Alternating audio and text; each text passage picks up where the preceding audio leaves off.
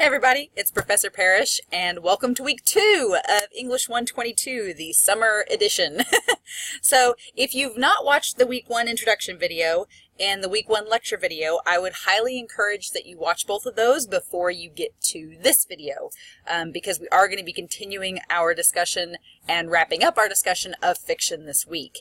The summer class goes by really fast, so there's a lot of things that I want to touch on, so just bear in mind that the length of this video does reflect that you're basically watching 2 weeks worth of content in 1 week. As I'm recording this, this is Sunday, so the Sunday of week 1, so if you have not submitted your discussion forum posts or your thesis outline or completed your grammar sampler, I would highly recommend that you do so by 11:55 tonight. Also, make sure to watch the lecture video each week for this class. I've already gotten emails from students asking questions that were answered in the lecture videos, so just bear in mind that if you ask me a question and the answer is in this video, I'm going to refer you back to it because it is important that you watch these videos. So just bear that in mind. But I'm going to go ahead and minimize myself down here now, and I'm going to put this into student mode. So I am viewing this class exactly like you all would view it. And I want to first touch base on what is due this week for week 2. So I'm going to go to our weekly assignments. Please note that even though this box is just showing the discussion forum and grammar sampler, you do need to scroll down to see all of the assignments, because otherwise, if you're just looking at this, you are missing out on 2 assignments for this class, which are a lot of points, and you shouldn't miss out on that, all right? Something you may have noticed is that whenever you submit an assignment, this little box gets checked off. The only one that may not be checked off when you submit it is the discussion forum. If you did not post into the forum by Friday, it won't check this box off. I still want you to do the discussion post because it's better to get some points than none, right? And I will still give you some points if you complete it by Sunday night. But just make note that that's probably why it's not going to check itself off if you didn't turn in the original post by Friday. So, discussion forum for week 2, I'm going to open it up. That's the first thing that's going to be due. Your post is due Friday. Your responses are due by Sunday. So, let me see here. Oh, I'm in week 1. Let's go to week 2. Yeah, week 2, your discussion forum post is here. And what that post is basically, there is this link right here, the necessary supply, from one of my favorite books, which is Devil in the White City by Erik Larson. It is a fantastic book. It's really cool because it's nonfiction. Everything that happens in this book is fact. It's based on countless interviews, news articles, and witness testimonies, legal documents. Erik Larson basically took all of this legal factual material and created a narrative out of it that reads, in my opinion, like a short story or like a novel, which is awesome. So if you click on this link right here, it will pull up. It takes it a little while, so just keep that in mind. But you'll notice it's like uploading right here. When you click on the link, it is going to automatically pull up this excerpt from Devil in the White City, which this is actually the first chapter of the book. So it's a nice starting point. If you have difficulty pulling up this document, because it is rather large, you can see here, I'm pulling this up on a laptop. You can kind of see that it is, the scan itself is good. So you can kind of notice that it is a large document. This is just the first chapter of this story. If you're having trouble uploading this, it's probably for one of 2 reasons.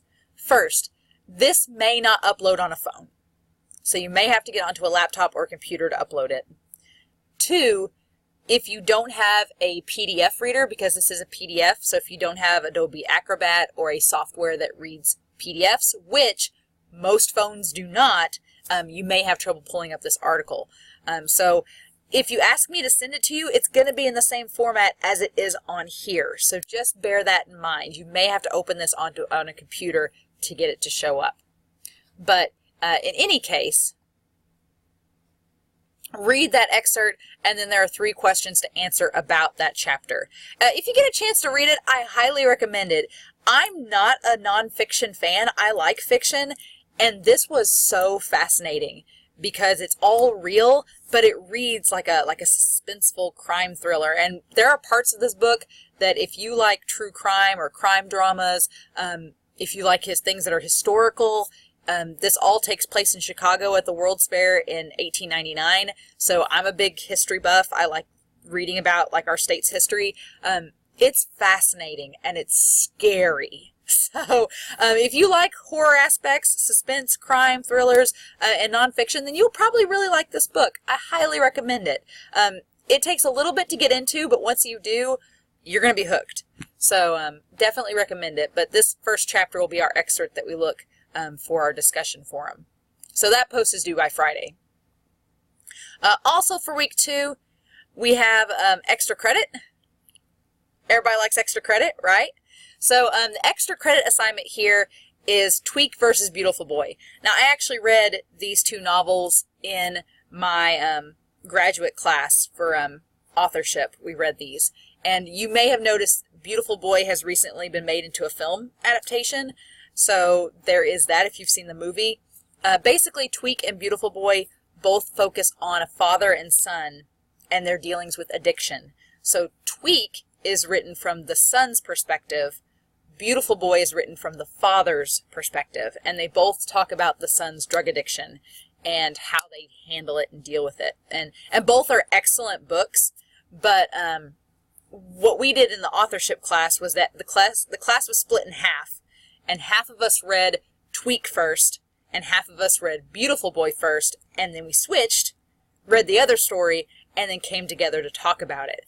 And it was really interesting. I read Tweak first, and I will tell you all, you'll get to read excerpts from each one. For me, the question in our class was, whose narrative is more reliable? Who do we think is telling the truth more? Because they both talk about the same events, but from different perspectives and with different memories of it. So it's tapping into how we view memory and how that's translated to text. I personally go with the son's account because it's his own account. But I had parents that read the Beautiful Boy novel first, and they swear by the dad's version. They're like, no, the dad is more correct, and the dad's view of history is more in tune.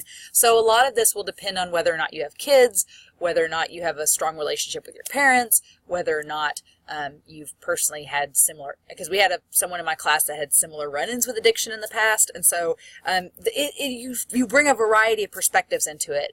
But what I want to do in this extra credit assignment is, it is 15 points of extra credit. So basically there are 2 excerpts on our syllabus handouts and videos page, or our resources, and I'll show you those in a moment. But I want you to read both of those excerpts and then answer the questions here in a Word document, and then you'll upload that document here by Sunday, and that's extra credit.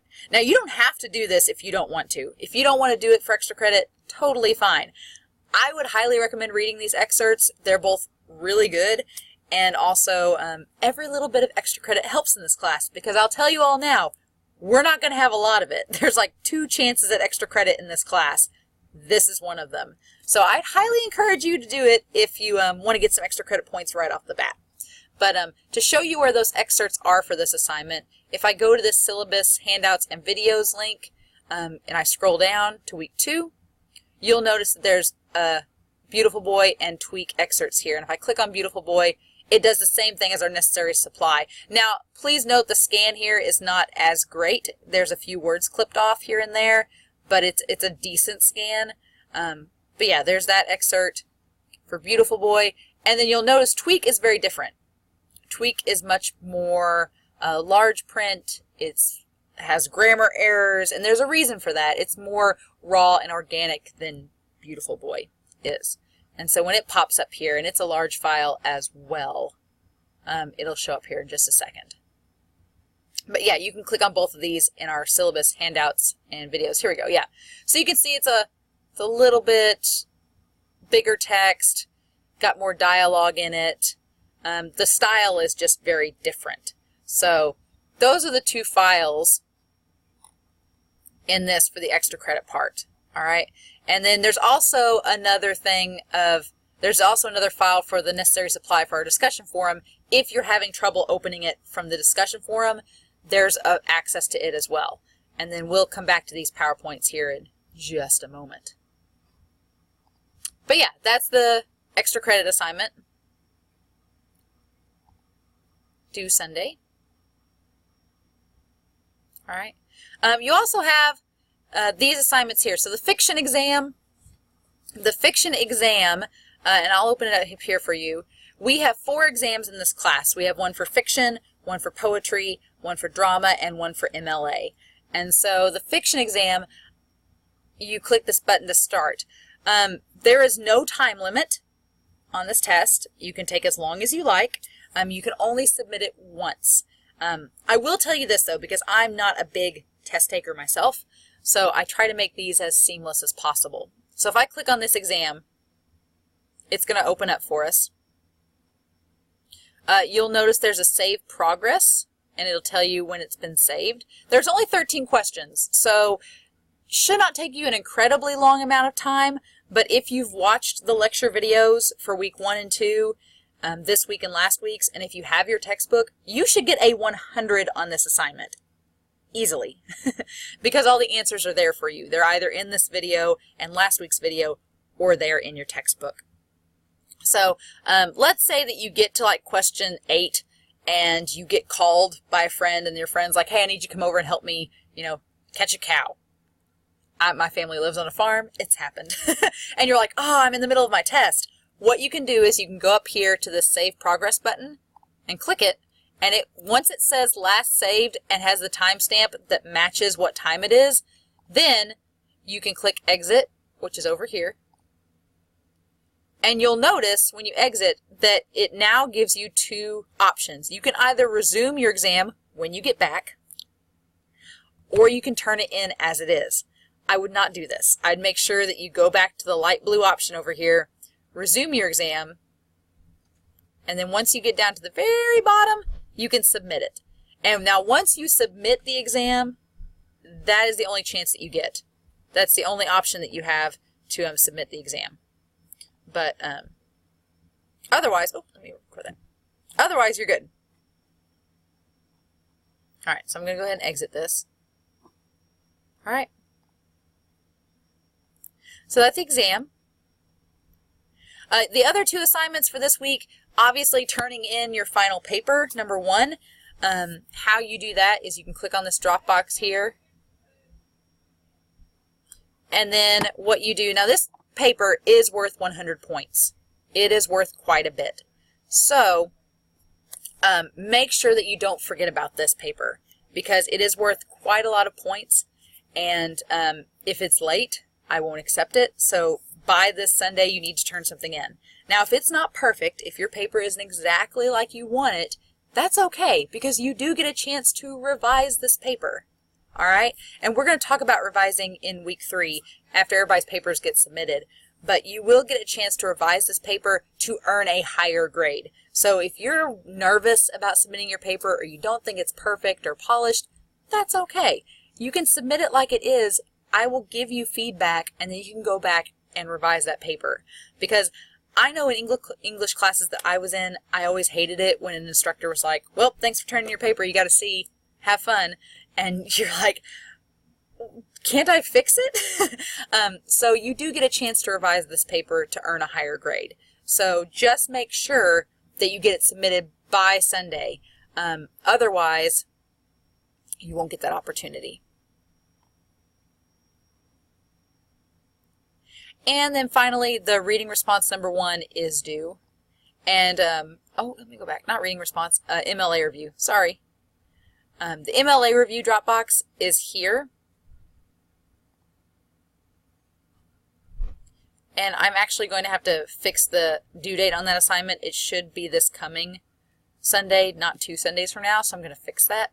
But what it is that we are going to start looking back at MLA. So if you're fuzzy on MLA, we do have that PowerPoint that is in the week 1 syllabus handouts and videos section. And next week, I'm going to start going back over it. So don't worry if you're still a little confused about MLA. You can review that PowerPoint if you want. If you want to go back to my YouTube channel, I have from spring an MLA video, and you can go back and look at it because it's going to be very similar. But basically what I want you to do in this assignment is to, take 2 enters here and reorganize the citation in the proper order. So start typing here.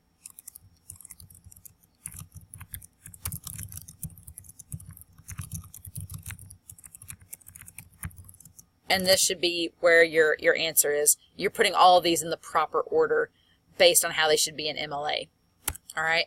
And like I said, you can go back and review the presentation in our syllabus handouts and videos section, or you can even go to YouTube and go back to my video from spring if you want to see that and kind of catch up on MLA.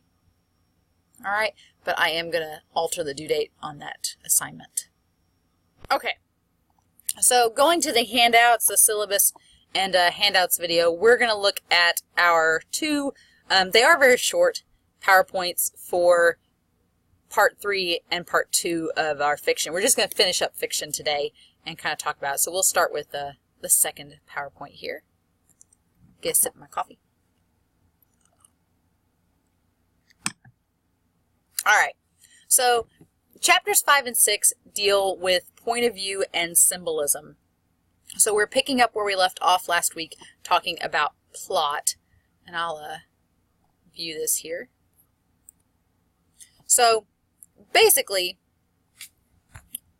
point of view deals with the perspective of the character. So on page 179, we start talking about point of view and the narrator being the ones observing the story. So there are multiple types of narrators, and so the ones that I have listed here are the types that we deal with in stories. The first narrator that I have listed here, which is probably the most common, is the limited narrator. And this is when we only know what the narrator knows. We and the narrator are on equal footing. So the story I commonly think of that's pretty modern is Hunger Games, Twilight. Those are all limited narrators. We don't get to see anybody else's perspective except Bella's, except Katniss's. That's all we know. So we are limited to whatever they see as what we see. And that's a limited narrator. Now, the exact opposite of that is an omniscient narrator, and that's the all-knowing, ever-present narrator. So, for example, you could look at sort of a fly-on-the-wall narration. I think of Clarence in It's a Wonderful Life. Clarence It's a Wonderful Life kind of bebops back and forth between limited and omniscient. On the one hand, when we're in the flashback segments, the angels are talking amongst each other, and it's a very omniscient narration, like they already know what's happening and what has happened, and we're just learning about it. And then when it goes back to Jimmy Stewart's character, then it becomes limited, and we only see what he knows. So that's the basic difference between them.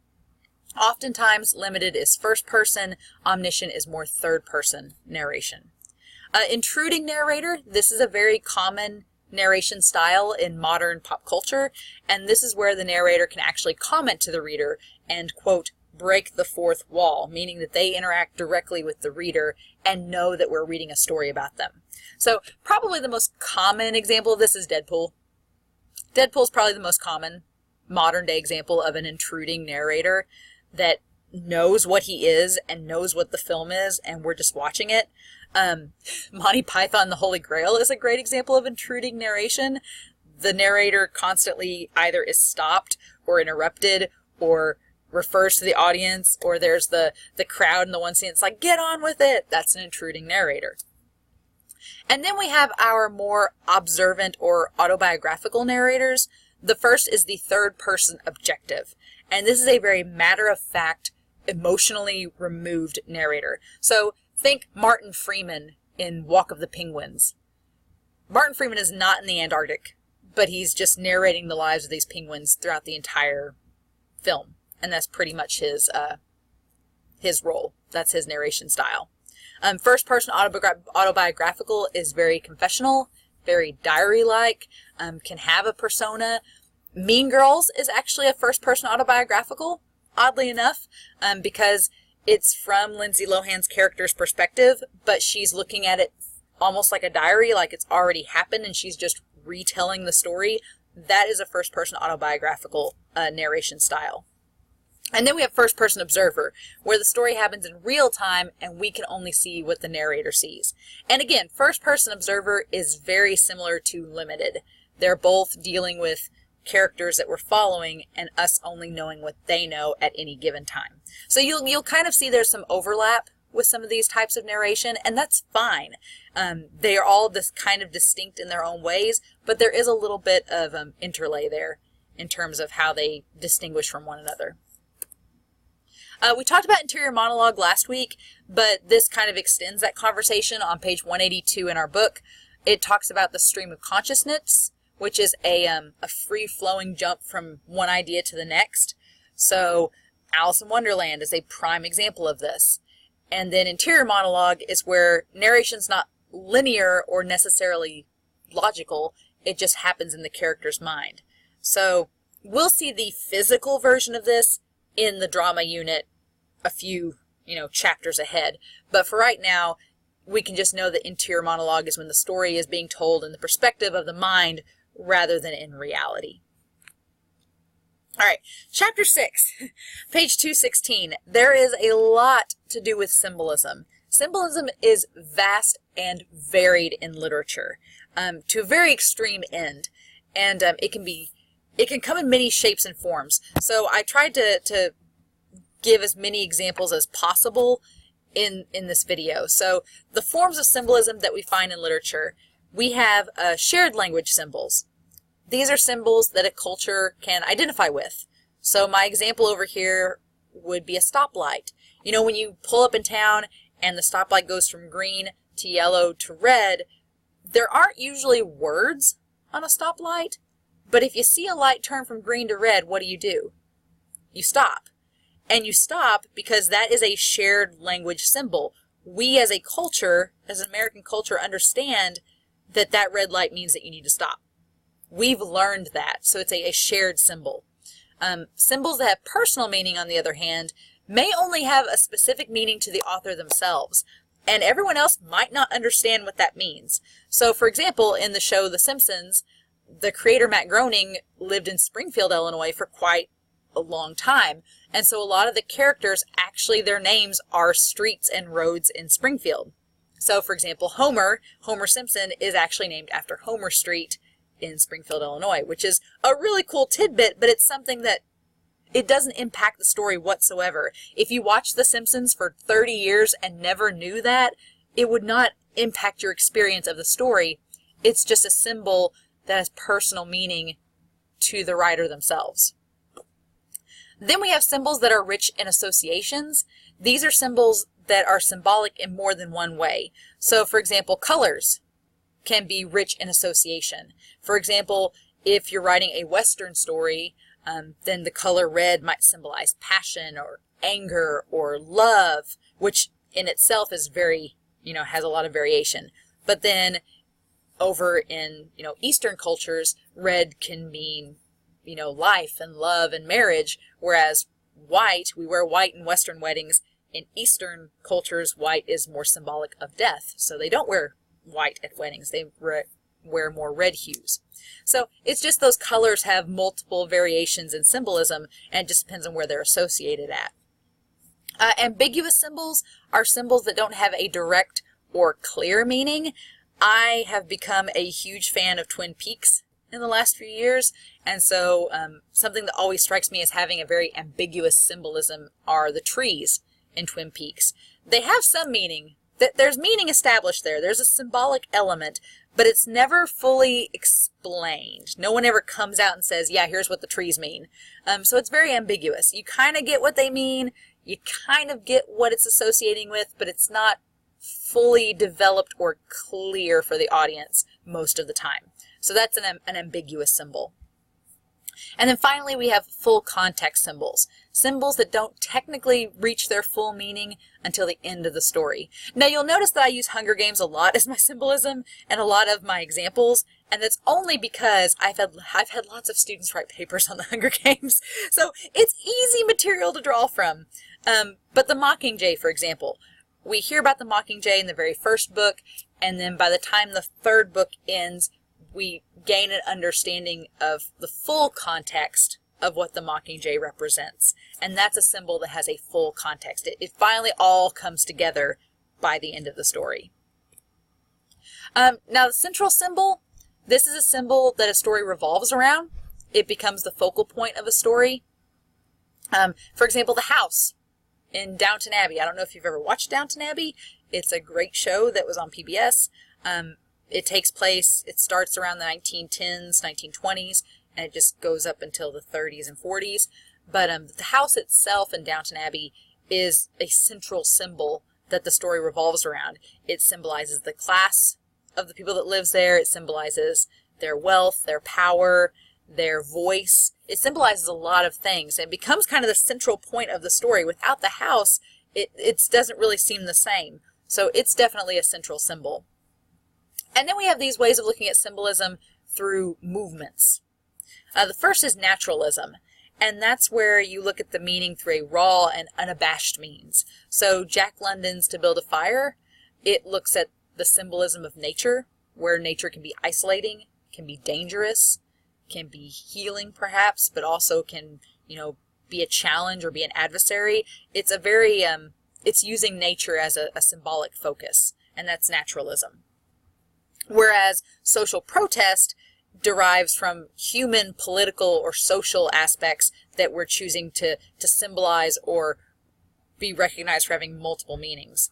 So The Grapes of Wrath and The Jungle, I think, are perfect examples of this. The Jungle by Upton Sinclair is one of my favorite books. It focuses on labor laws in the Midwest in the early 1900s, and it became symbolic of the social unrest and injustice that labor workers were facing, and was so powerful that the president at the time, after he read the book, actually helped to enact laws to protect people working in these factories, which is pretty amazing. And then I've talked a little bit about The Grapes of Wrath in this class and in previous semesters, but it's all about the Great Depression, about this family that goes Oregon Trail style through the Dust Bowl from the Midwest to California. Things go awry, but it's very symbolic of kind of the deterioration of the American dream. And we'll talk about the American dream when we get to drama, but The Grapes of Wrath is one book that I reached the end and I threw my book across the room because I was so mad at the ending. And if you've read The Grapes of Wrath, you know what I'm talking about. And if you haven't, you should read that whole book. You should take the time to read all 500, 600 pages of it, get to that ending, and just throw your book across the room because it is a disturbing, weird ending. But I suppose it was effective symbolism because I'm still talking about it years later. But yeah, those are all just forms of social protest to kind of give an eye's view of what's going on politically in a situation for a culture and representing that situation. So yeah, that is point of view and symbolism. That's those two chapters. And now we finally will finish up with chapters 7 and 8, which are theme and style.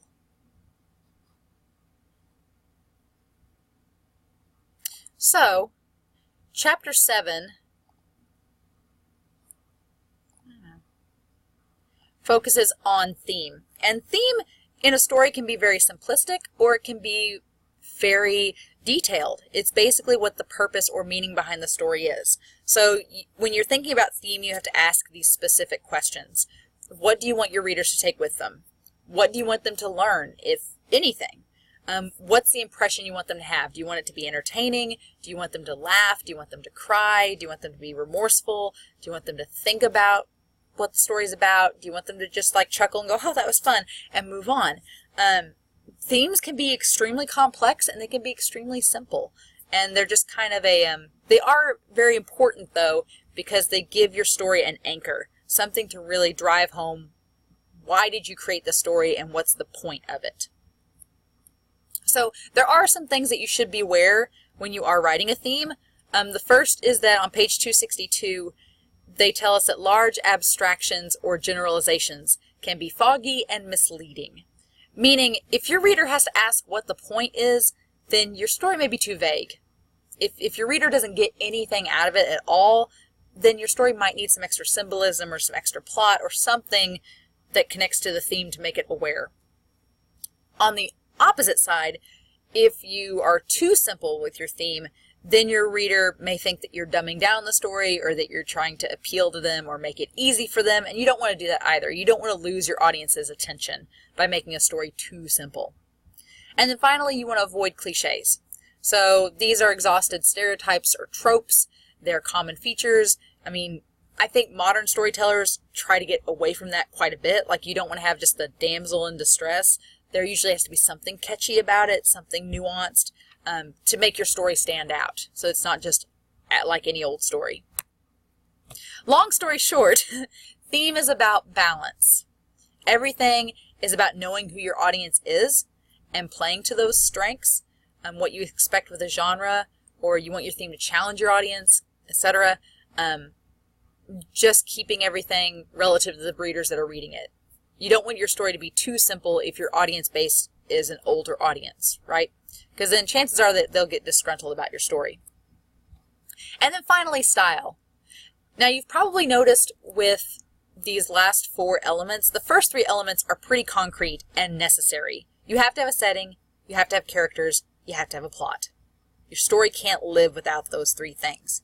But these last 4, if you've noticed, can have a lot of variance and can be on the spectrum of either simplistic or extremely complex and still be effective.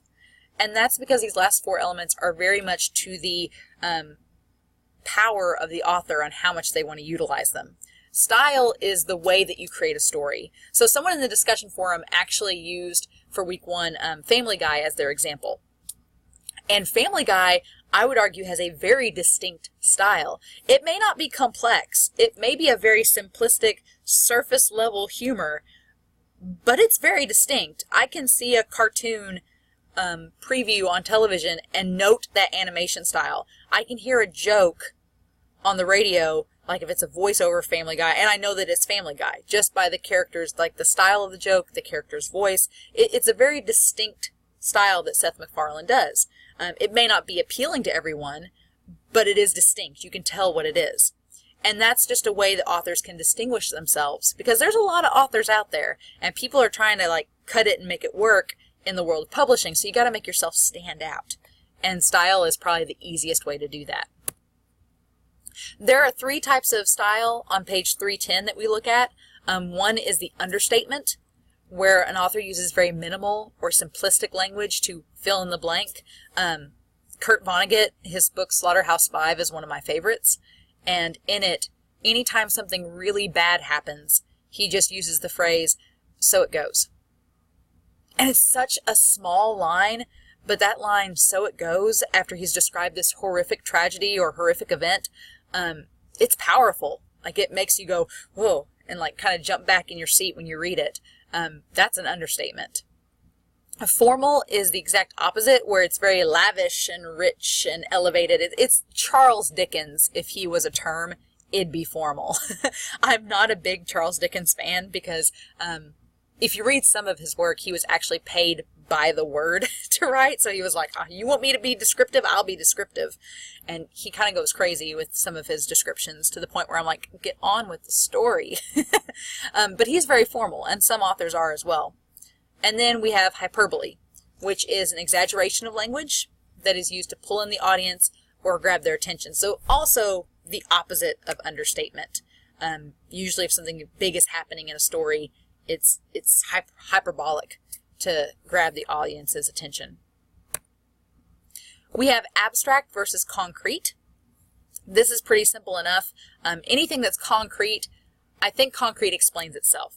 If it is tangible, things found in reality, like chairs or hair or earth or lava or books, anything you can use your senses to touch or see, that is concrete.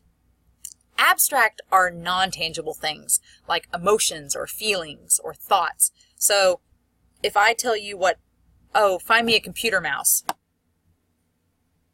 this computer mouse, I could pick it up and you all would know what it is, right? But if I tell you, okay, if I say draw a computer mouse, it's probably going to look something like this. But if I tell you draw happiness, maybe you'll put a smiley face. Maybe you'll draw something else. Maybe a rainbow. Maybe a sun. I don't know. That's because it can't be defined. It's not something tangible. We can't feel we can imagine. I mean, we have our abstract thoughts of happiness, but we can't touch happiness, right? We can't smell happiness. It's all very subjective and left to our own imagination. So that's the difference between these two terms. Denotation versus connotation is also pretty simplistic. Denotation is simply, the way I think of it is a denotation dictionary. So denotation is the matter-of-fact, straightforward definition of a word, whereas connotation is the symbolic or emotional meaning behind it. So for example, if I ask you, okay, what's a flag? The denotation of flag is, a piece of cloth attached to a wooden or metal pole, but the connotation of a flag is what does it represent? So a country, freedom, pride, patriotism, you can kind of go into more subjective emotional terms with connotation versus just the dictionary definition of what a flag is. And that's the difference between denotation and connotation. And then we have literal versus figurative and metaphors versus similes. So literal and figurative are pretty straightforward. When we say, oh, she's literally skating on thin ice, that's exactly what they're doing. But if I said, oh, figuratively speaking, she's skating on thin ice, I mean, she's not really skating on thin ice, but she's just, about to be in a lot of trouble. So literal is something that's grounded in reality, whereas figurative is implied, but not necessarily really happening. That's the difference between those two terms. And then we have metaphor versus simile. I would argue that similes are actually extremely easy for modern American audiences to come up with because of the advent of us using the word like a lot. We say like to an extreme degree, and I don't know why. I don't know if Clueless started that movement or what happened, but I find myself around people that say like a lot. And so we use a lot of similes. So that is comparing two things using like or as. So you could say, she's like the wind, or my room's looks like a tornado went through it, or something to that effect. However, what's more challenging, I feel, is using metaphors, which do the exact same thing as similes, but you can't use like or as. So the theater teacher that used to be here would always say, all the world's a stage, and quote Shakespeare. And I loved that. So you'll notice that all the world's a stage. There is no like or as, but it's still comparing the world to a stage. Where here, we're using like to compare the person to the wind, whatever that effect might be. But yeah, you will be asked about these terminologies on your exam for fiction and short stories, so just keep that in mind. All right, dialogue is definitely a stylistic choice. Stories don't have to have dialogue if they don't need them. But they are good for a lot of things. Dialogue can help you to connect with your characters. It can help explain events without it being clumsy or forced. And it's just a good tool for a writer to use to connect with their audience. One thing that I do want to note that I probably did note on your grammar sampler is with dialogue, you want to make sure that your punctuation is inside the quotation marks. Inside, not on the outside. All right, so your period doesn't go here, it goes on the inside. Your comma doesn't go here, it goes inside the quotation marks. All right, and I did note that on a few people's grammar samplers, so I just wanted to clarify that for the class. On page 312, we talk about parallelism and sentimentality. Parallelism is a repetition from beginning to end, usually to hammer home a specific point about the story. So, for example, in Lord of the Rings, the very beginning of Lord of the Rings, the Fellowship of the Ring, starts with Frodo and his hobbit friends leaving the Shire, leaving their hometown to go fight in this battle. The story ends with Frodo and his companions coming back to the Shire post-war and dealing with the ramifications of that, socially and, literally. So there is a parallelism there. The story starts in a similar fashion to the way that it ends. And a lot of authors will utilize that to kind of drive home a point about the characters' change, about their story arcs, how they've changed as characters, about the state of the setting of the story, about the theme. They use it for a lot of different ways, and it can be very effective if it's done properly. Sentimentality is in a similar vein, where it is intentionally wanting to make the audience feel sad or pity for a character in the story. I would say that sentimentality is a little harder to nail because much like humor, some people find certain things sad and other people find them not sad. So whereas somebody might see those dog commercials, the ASPCA commercials on TV and like shed tears and Sarah McLachlan singing and you're crying, other people might be like, turn the channel. So it is harder, I think, to nail down sentimentality and humor in a story and it be effective for your audience. But if it is effective, it can be very powerful. And we'll talk about that more once we get into future units as well. So again, we have some examples here. This movie right here, you want to talk about sentimentality as well. This movie here is called Grave of the Fireflies, arguably the saddest movie I've ever watched. And it starts with this, basically the main character here finds himself dying. Fun time.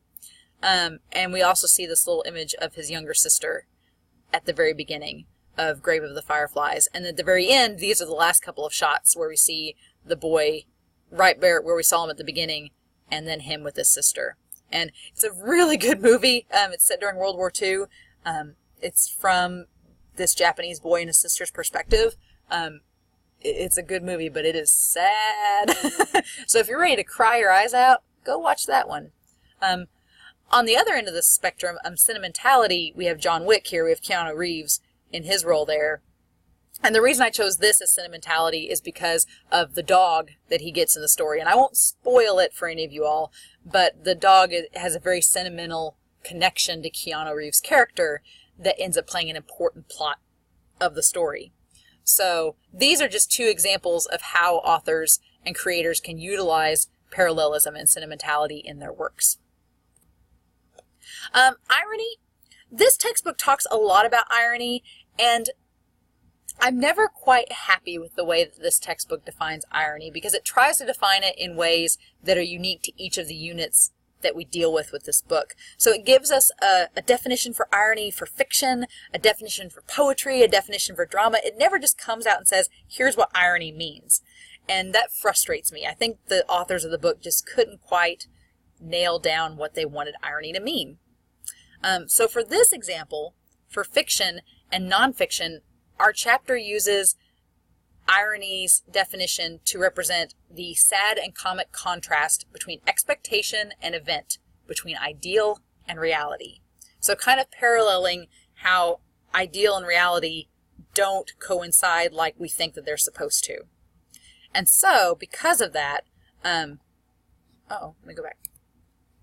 The example that I want to list is an example from 500 Days of Summer.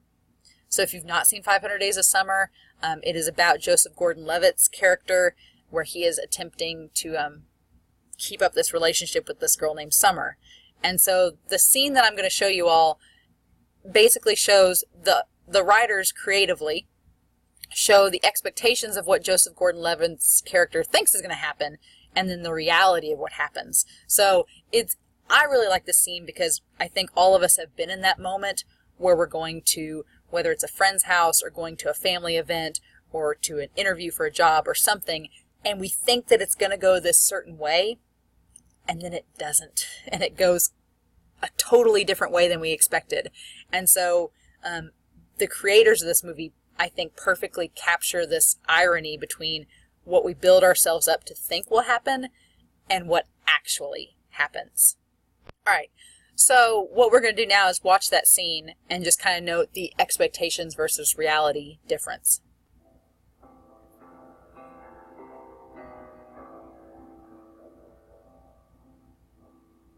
I really like how the camera catches up to what he's doing. You'll see that happen.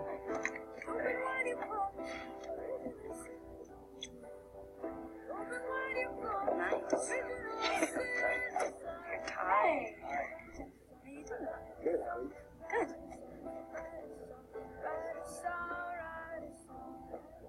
Yeah, I like how it parallels there.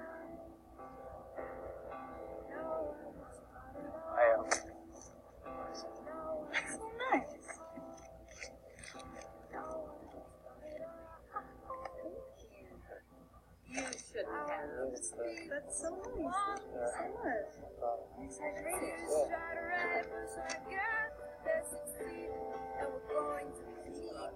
So Tom, what is it that you do? I write greeting cards.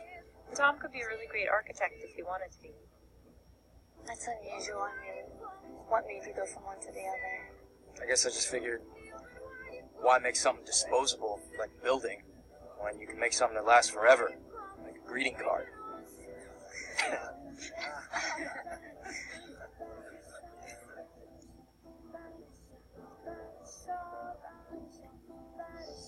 What?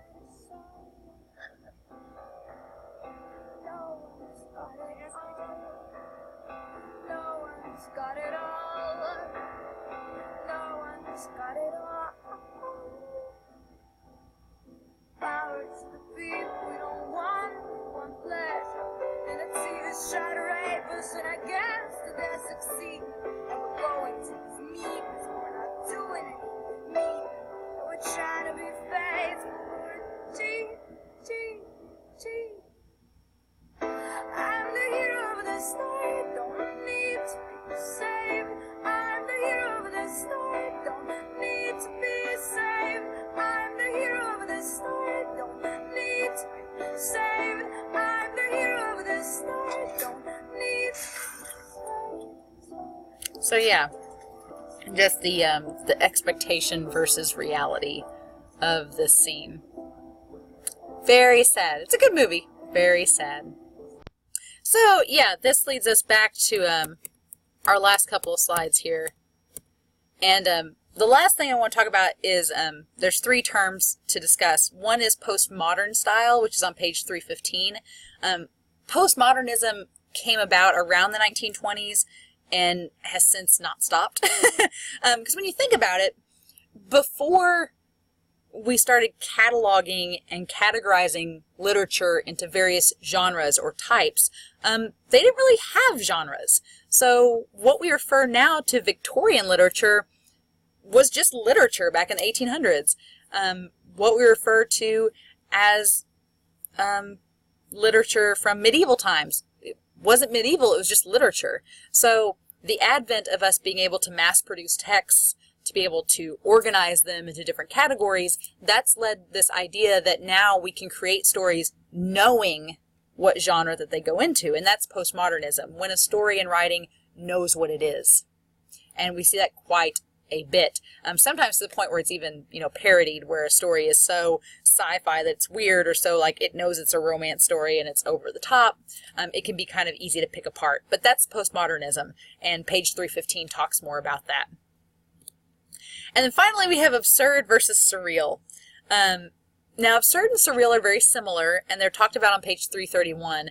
I like to think SpongeBob is a good example of absurd, because absurd is elements that are out of place in the reality of the story. So sponges do exist, starfish exist, hamburgers exist, these types of clothing exist, but very rarely, if at all, will you see them in this order like you see in this screen. I don't think there's a roadway at the bottom of the ocean.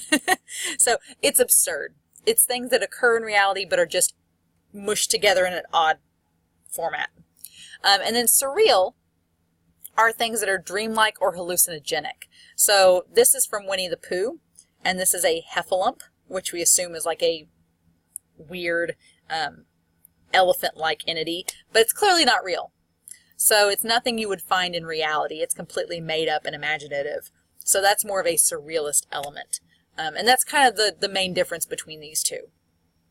So yeah, as far as this week goes, if you go back to get back to our class on here, the syllabus handouts and videos section, like I said, our MLA citation presentation is listed there.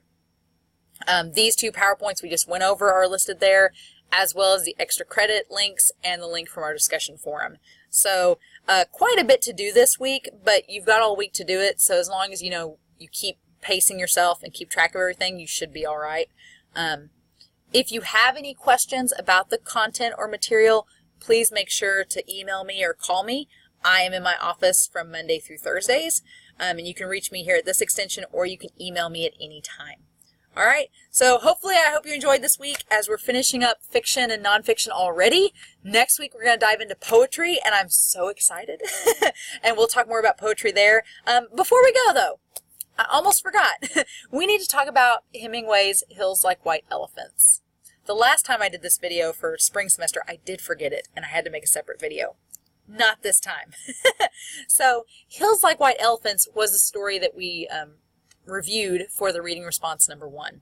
And so far the responses I've read have been very well constructed and have answered the questions great. It seems like there's a lot of debate and discussion about the symbolism and what that means in the story. So the reason why I chose Hills Like White Elephants is that it's actually written in the 1920s, which is crazy to think that something like that still resonates today. I think a lot of people complain about Shakespeare and say it's hard to listen and read because the language in it is so unlike how we talk today. Whereas Hills Like White Elephants, a lot of times when I have students read it, they don't realize it's from nearly 100 years ago that story was written, because Hemingway writes in such a timeless fashion, mainly because of how vague it is. But I like the story a lot because it shows a really interesting kind of loophole.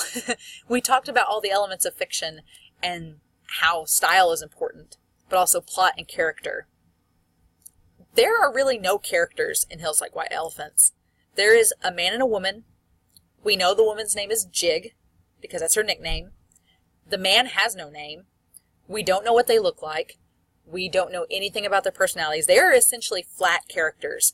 They have no three-dimensional complex qualities to them, which makes them stand out, right? So they're not very good characters, and the plot is very vague. It meanders. They're at a train station. It goes nowhere. It ends on a cliffhanger where we don't know what's going to happen. We aren't really explicitly told what the operation is that this girl is supposed to receive. We don't get, the conversation they have is empty and void. It's a very basic, empty story. And yet audiences still read it because there is a connection to it. The style is so distinct in that story. And I think Hemingway writes this way because it sounds like, this whole story sounds like a conversation he heard at a train station. I feel like Hemingway, when he wrote this story, was sitting in a train station, overhearing this conversation, just wrote it down like he heard it, and that was the story. And it's real. It's something that I could instantly, as I read it, imagine viewing at a train station or at a restaurant, or I could imagine seeing this same conversation happen, and that's what makes it so powerful. Now, as for the symbolism, I know a lot of you have gave me different answers for the symbolism, and I think they're really cool and neat. The thing is, we can't ask Hemingway what the story is actually about because Hemingway has passed. And I'm sure you can look up analyses where he talks about what the story means in his view, and maybe he doesn't express that as well. The large viewing is that the story is about an abortion, that the man is recommending the girl have an operation to kill a baby that she's carrying, and she's debating on whether or not she can handle it, whether she wants it. And the story ends with her kind of feeling very cathartic and void of emotion, because if she goes through with it, what's that going to leave her being like? And if she doesn't, what does that end up leaving her being like? So it ends on a very dismal note where we don't really know what she's going to do. But that's just one opinion. That's the view that I take from it, just based on the language that the man uses and the way he seems very detached, like he doesn't really want to talk about it, but he kind of knows what it's about. But I've had other people say that it's something totally different, like it's a surgery or a high-risk operation, or it's something entirely different. And the thing is, you're not wrong. The story is meant to be interpreted multiple ways. The idea is that we understand the kind of isolation and emptiness that the characters feel, and how this relationship may just be a surface level relationship without any depth. So that's just my take on Hemingway's story. Obviously, the discussion forums We're going to talk about stories throughout the semester, and the reading responses, you're going to talk about the story, but that's just my view of it. So, in any case, if you have more questions about Hemingway's work or anything else in the class, please send me an email. Feel free to chat with me if you see me at the campus. But otherwise, good luck with finishing up paper 1. I can't wait to read your papers. Your outlines and theses that I've looked at so far look fantastic. I'm so excited to see your papers, and I can't wait to view them this week. Have a wonderful week, and if you need anything, let me know. I'll talk to you all later.